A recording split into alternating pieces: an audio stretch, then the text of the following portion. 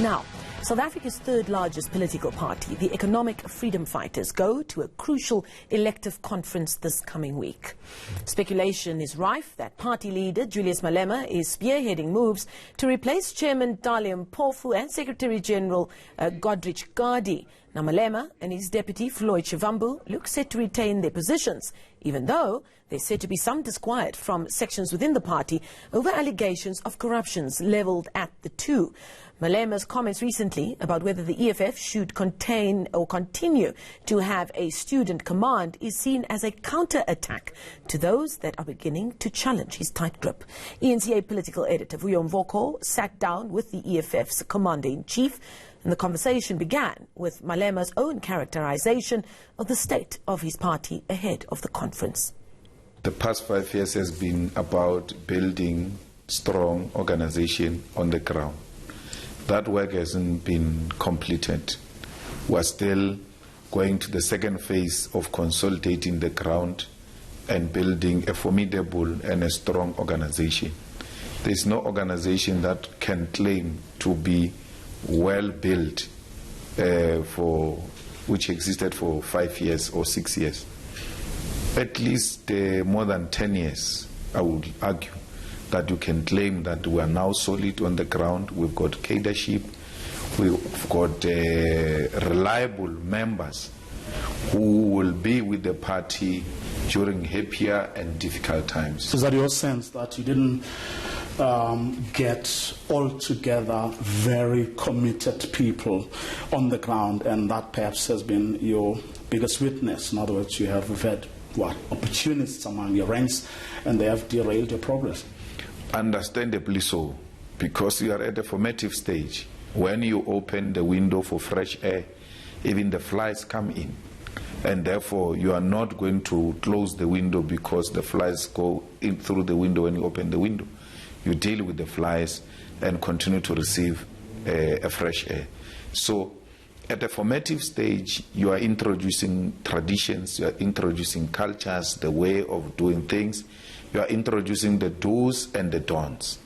And for future generation to know that they are joining this type of an organization which is based on this type of foundation. It was not there. So that's what we have been seized with, and that's what we'll be seized with in the next 5 years as well.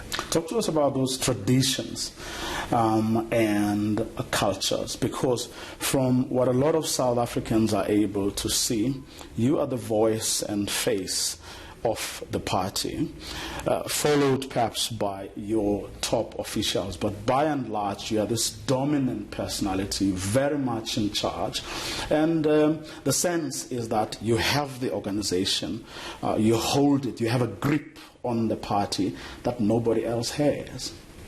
OR Tambo had a similar arrangement because the ANC existed at a difficult time, and therefore when conditions are not favorable, as the leader, you ought to make sure that you lead a tight ship and you don't allow opportunism to come and undermine the vision you have.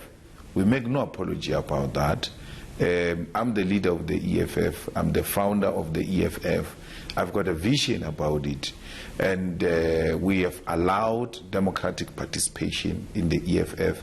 People express themselves freely. But they shouldn't undermine the founding manifesto of the EFF and its founding principles. We need selfless cadres of our movement. We need cadres who are not opportunistic, who are not joining the EFF because the parties they belonged to in the past did not give them this or that type of an opportunity, and they see the EFF as the quickest way of attaining personal ambitions. So that is what we are extremely intolerant of. We do not have time for opportunism. We do not have time for disruptive elements who want to create an impression that is either their way or a highway. So we're not going to allow that. But when Oliver Tambo, ran the ANC, it was under very extremely different circumstances. I mean, the ANC was banned. Some of them were in exile. Some of them at Robben Island. Some of them were being killed and had to run for cover. So running a banned organization outside of your home base with all the challenges you had to face of getting money and making sure that everybody, is singing from the same book. I mean, you can't possibly compare that to how you formed the EFF.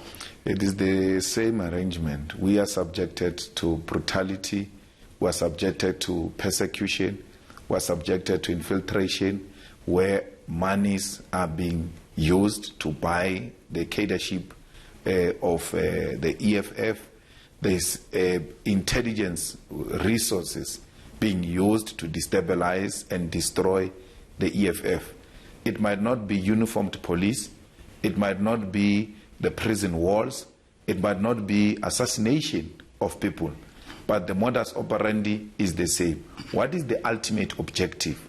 The ultimate objective is to destroy and kill the EFF completely.